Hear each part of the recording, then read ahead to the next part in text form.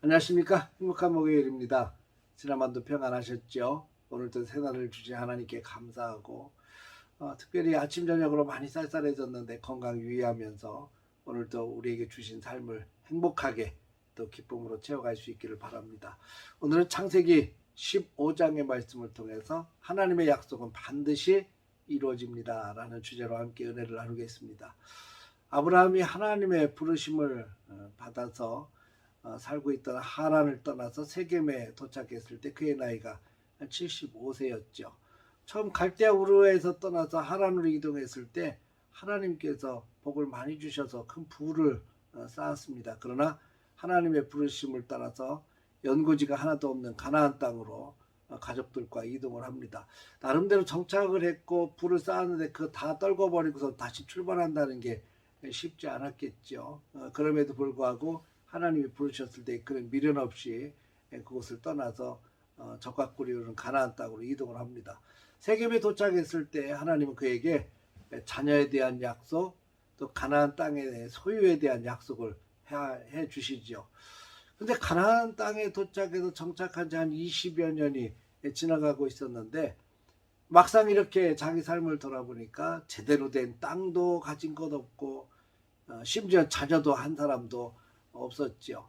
하나님이 약속하셨지만 그 약속하신 걸 아무것도 손에 쥔 것이 하나도 없는 겁니다. 하나님의 약속이 마치 뜬구름 잡는 것 같은 그런 느낌이었을 겁니다. 아브라함은 재산이 넉넉했지만 그의 자손을 상속할 만한 상속자도 없었습니다. 이것이 아브라함에게 참 많은 고민과 불안을 가져다 주었던 것 같습니다. 결국엔 오늘 본문에서 아브라함이 하나님께 이렇게 말합니다. 내게 씨를 주지 아니하셨으니 내 집에서 길린 자가 내 상속자가 될 것입니다. 이렇게 고백을 해요. 아브라함은 자녀를 원했고 그 방법으로 그 집에서 키운 담메색 사람 엘리에셀을 선택해서 자신 그 재산을 물려주겠다고 이야기합니다. 아마 불안 속에서 선택한 방법이었을 겁니다. 그러나 하나님은 단호하게 말씀하시죠.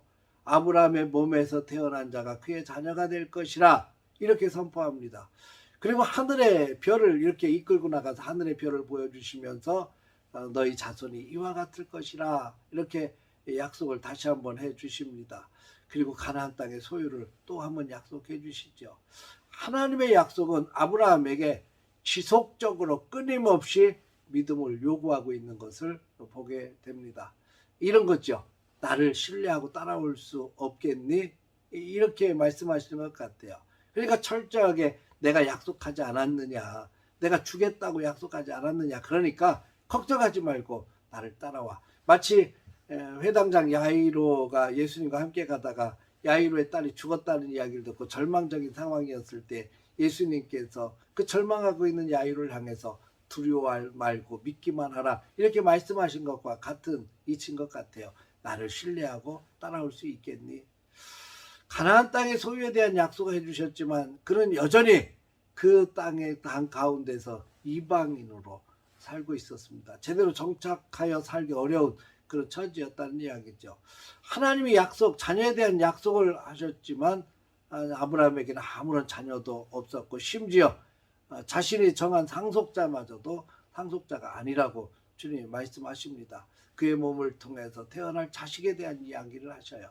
상황적으로 보면 하나님이 요구하시는 이 믿음이 터무니없어 보이기도 합니다. 아무것도 이루어진 것이 없기 때문 아니겠습니까? 그럼에도 불구하고 아브라함에게 하늘의 별을 보여주고 가나안 땅을 보여주면서 다시 한번 약속을 상기시켜 주십니다. 믿음은 바라는 것들의 실상이요 보지 못하는 것들의 증거라고 히브리서에서 말씀하고 계십니다. 아무것도 잡은 것 없지만 하나님의 약속 말씀을 붙들고 나아가면 반드시 하나님이 그 약속을 이루어 주셔서 손에 쥐게 눈에 보이는 증거로 보여주시겠다고 말씀하십니다. 사실 무엇을 하든 간에 이게 확실하지 않은 것들은 우리에게 두려움을 갖게 만들어요. 이 두려움이 생기면 그것을 극복하기 위해서 인간적인 방법들이 자꾸 생각나고 그것들을 따라가게 됩니다.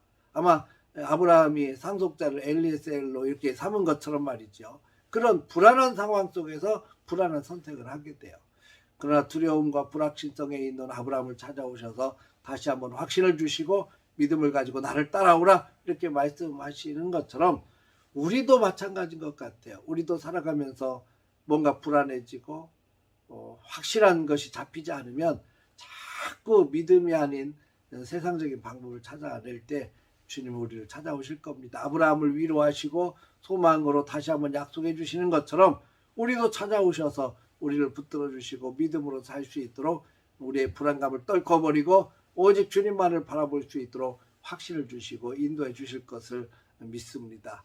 우리도 그 하나님을 바라보고 지금도 우리를 향해서 나를 좀 믿고 따라올 수 없겠니? 나를 믿고 확신을 가지고 믿음을 가지고 따라와. 이런 주님의 강력한 음성을 우리가 들으면서 오늘 또 믿음으로 한 걸음 한 걸음 발걸음을 내드릴 수 있는 주님의 약속 붙들고 주님의 약속은 반드시 이루어진다고 하는 이 확신을 가지고 오늘 또 믿음의 발걸음 옮겨가는 우리 모두가 되시기를 주의 이름으로 축복합니다. 할렐루야.